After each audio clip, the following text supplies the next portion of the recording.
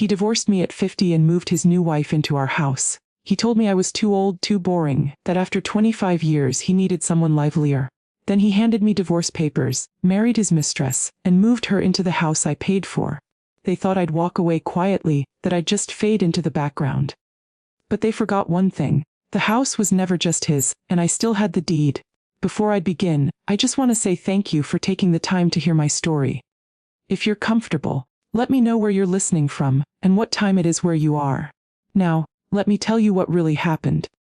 I was 50 years old when Greg told me he wanted a divorce. We were sitting at the same kitchen table, where I used to pack his lunches, balance our bills, and help Darius with his homework.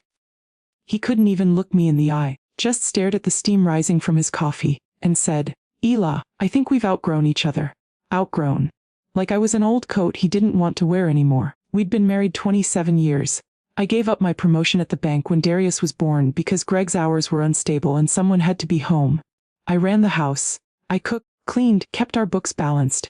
I took care of his sick mother for nearly 2 years without complaint. I didn't ask for the world, just a little respect, a little loyalty. Instead, I got divorce papers on a Tuesday and silenced by Wednesday. By the end of the month he moved out, said he needed space. I found out later he didn't move into an apartment or a hotel. He moved in with her. Bridget, the woman he'd introduced to me 2 years ago as a co-worker from accounting. She was 34, the same age as our son. Greg didn't even have the decency to keep it quiet.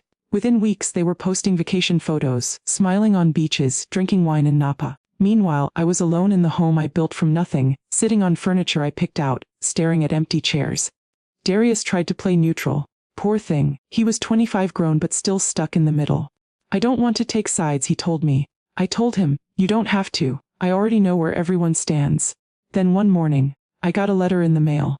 Not from Greg, from Bridget. It was printed on pink stationery like some baby shower invitation. Read, "Dear Elaine, please schedule a time to collect the rest of your belongings. Greg and I are settling in, and we'd prefer to start this new chapter without interruptions. Mornings are best. Hi, Bridget Foster." Bridget Foster. She took my name, moved into my house, had the gall to call me an interruption. I sat at that table again, and stared at the letter for a long time. My tea had gone cold, but I hadn't even noticed. My hands were trembling, not from sadness, from rage. That house was mine, we bought it together. But I was the one who found it. The one who put down the down payment after working double shifts at the bank. My name was still on the mortgage. Greg never refinanced. He said it was too much of a hassle.